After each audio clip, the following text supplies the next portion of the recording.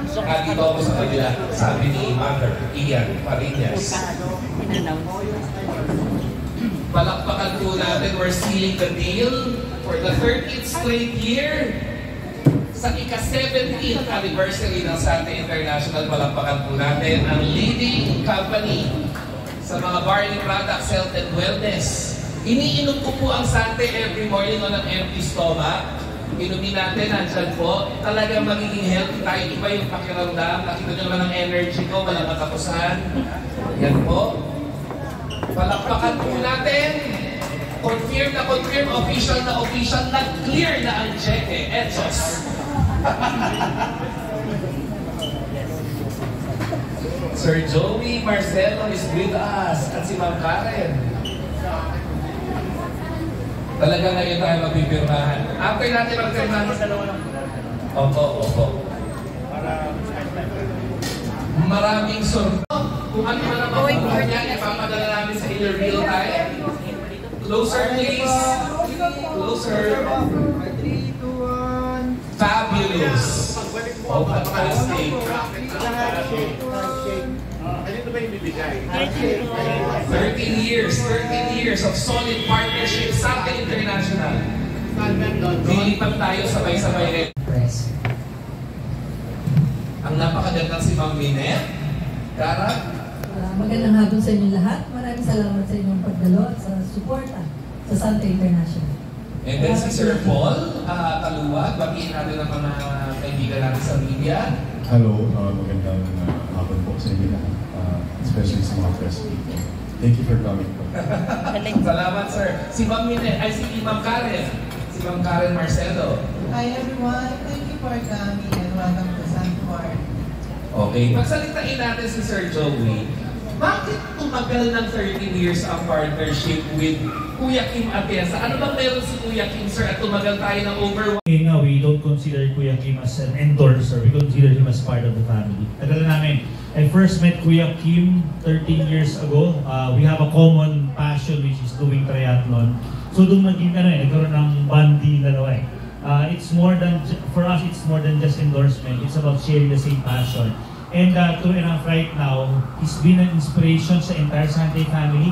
We've been encouraging our team, not only in the Philippines, but even OFWs, to have an active lifestyle. And I think si Kuya Kim is a parang epitome of an active lifestyle.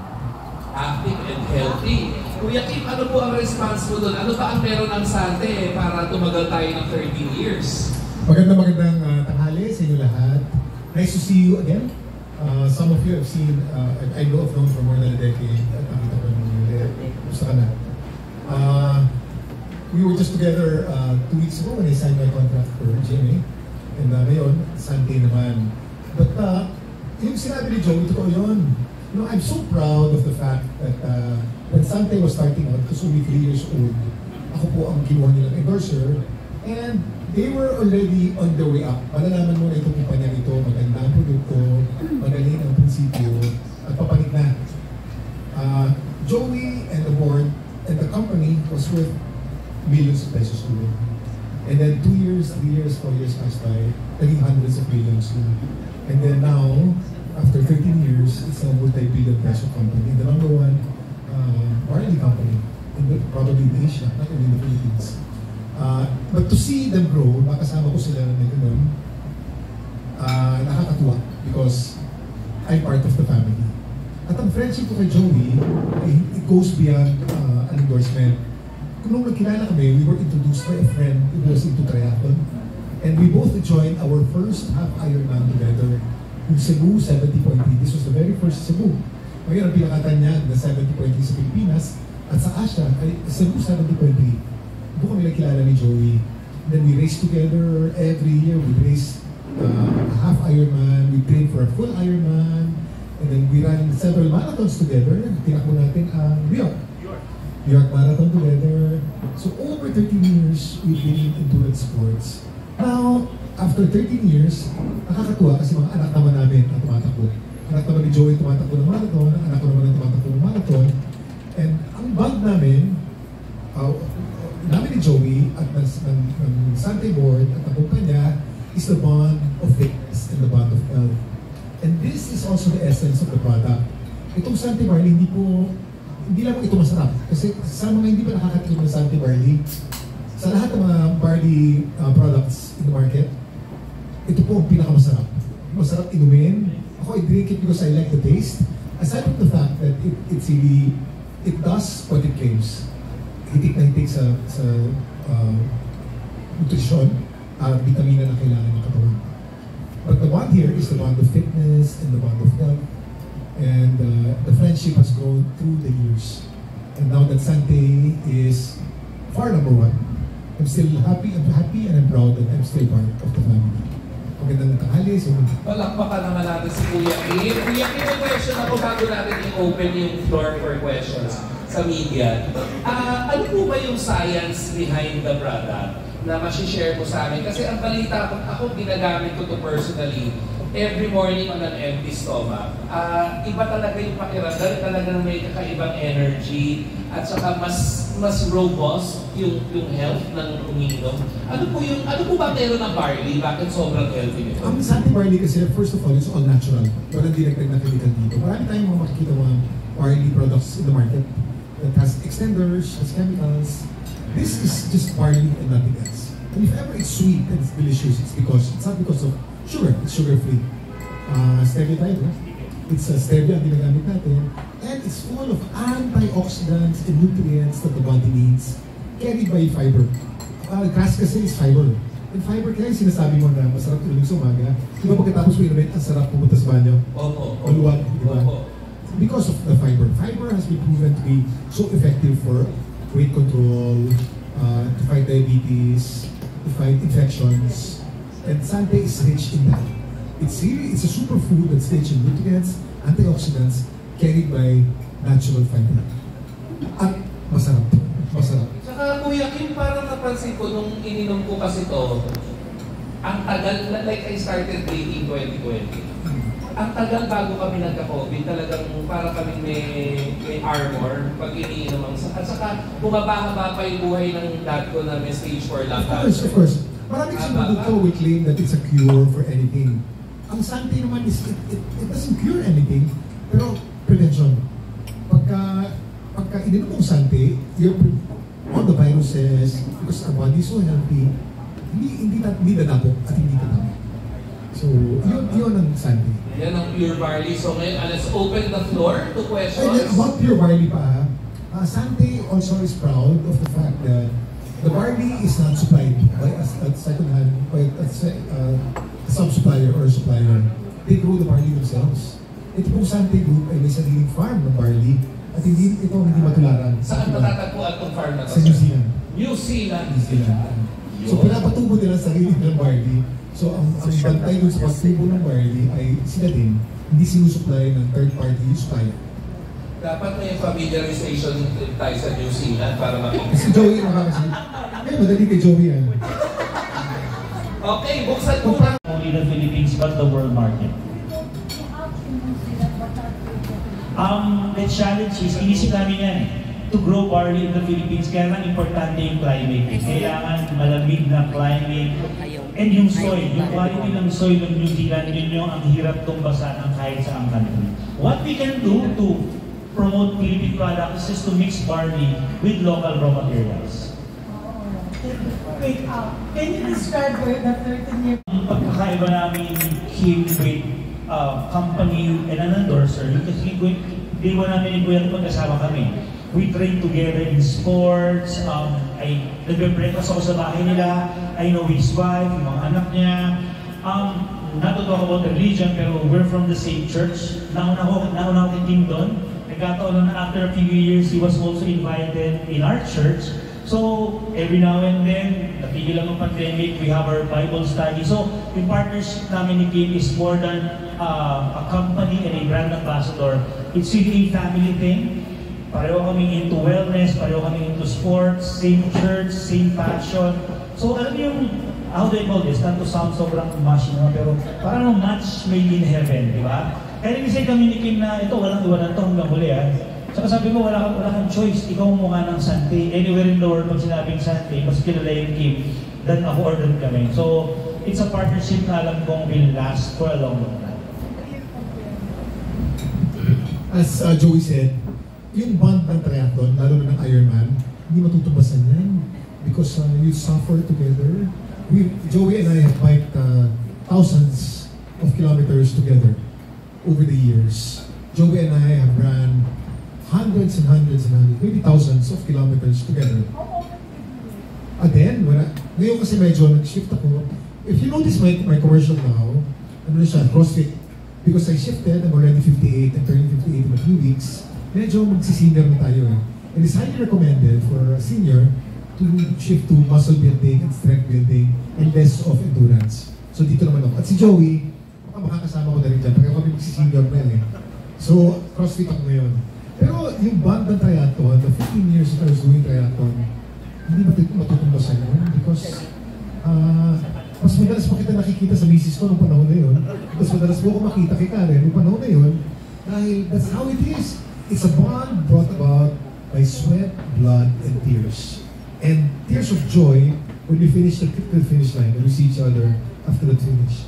So aside from Barley, beyond Barley, it's a bond brought about by triathlon and endurance sports. Yeah. Again. Paano nakatulong po ang sa Barley grass, Sante Barley is not a cure for stroke. You will not get well. But it will help you avoid a stroke or cardiovascular attack from happening because it's rich in nutrients, antioxidants, fiber, and many other vitamins. It's a superfood yan eh. So the healthier you are, hindi ka tatamaan. And actually my health journey started a year after my stroke. A year after my stroke, so I got into marathon running. That's when I met Joey. We started training together. So yeah, now it's part of my fitness health regimen to drink Sante. Tanong natin si Sir Eric at si Ma'am Minette, when is the best time to take Sante? Kasi because I didn't want to have another stroke. Alam nila yan eh, pag nagka-stroke, ayaw ko na maulit. And the way to avoid it is really preventive. Good lifestyle, a lot of exercise, rich in fiber food, which is Sante Barley, good nutrition, and controlled eating. I control my sugar also. And then as far as exercising is concerned, it's old thinking to say na matanda ka na, that therefore you have to slow down your exercising. That's not true. Hindi, that's not true. Habang tumatanda tayo, the more we should exercise para bumagal ang pagiging matanda natin. But we just have to be smart about our exercising.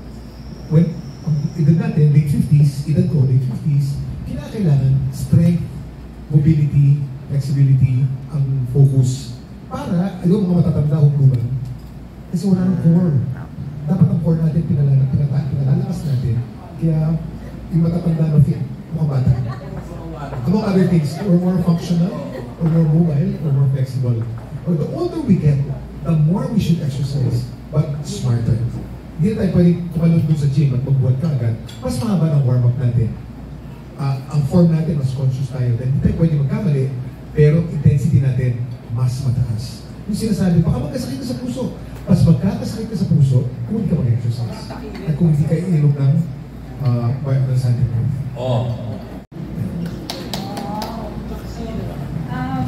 Can you tell us more about how you're feeling now? Like, health update or whatever? Health update? Yeah. Well, I haven't been doing much triathlons. Pag may karera ako, I train running. I did the Bordeaux Marathon just 2 months ago. Since wala naman akong karera, I do CrossFit 4 times a week. I'm in the CrossFit gym 4 times a week. As far as what I'm feeling blessed. Dahil ang trabaho ay napakaganda at napakadalas. I'm feeling blessed because Sante family ako, Sante endorsement, and other endorsements that have been quite good as well. I'm feeling blessed because with my family will be together. We'll be going to the States to meet my 2 kids who are in America. We'll spend Christmas together. So God has been good to me. I'm feeling good. Tell us more about your. We noticed that you have several tattoos. Tattoos? Yeah. When did you start? Very controversial ang tattoo, lalo na sa mga traditional Christians. If you follow the Bible, if that's what you're reading, trending kasi nung isang araw eh. If you follow the Bible literally, in the book of Deuteronomy, bawal ukitin ang katawan at bawal maglagay ng mga soup marks sa katawan. That's verse 17. At sabi ng verse 16, bawal mo rin putulin ang buhok mo at maglagay ng patilya. At verse 12, bawal mo rin ayusin ang bahay mo a certain way. Because the book of the Mosaic Law, book of Deuteronomy, had a purpose during that time. But now after when Jesus Christ came, everything we do should be to give God glory. Now you put a tattoo of the devil, that's not giving God glory. You put a tattoo of a naked woman or a naked man, then that's not giving God glory. Now, my tattoos are different things that inspire me. I have the names of my children. I have the dates of the birthdays. I have biblical verses in Latin. I have some motorcycle things because I'm inspired as a rider. And other things that I find beautiful. And most of my tattoos are on my arms because that's what I see the most when I ride my bicycle or when I ride my motorcycle. And lastly, Because I don't want to stop working when I retire. I still want to be on television and in the public eye in my waning years. Maybe I'll lessen the frequency, maybe I'll have one TV show or a podcast but I have to keep on doing this. I love television and I'd like to be on television as long as I can. No, Lea naman, matagal mo. 20 years ko, tinanong mo sa akin yan. At pareho pa rin ang sagot ko. Pinanindigan niya, hindi talaga siya to. When I started out on television, si Lea asked me, and other people as well, my friends in the press, baka naman ginagamit mo lang ang television dahil pagpupolitiko ka. It's been 20 years, yun pa rin ang tanong ko ngayon.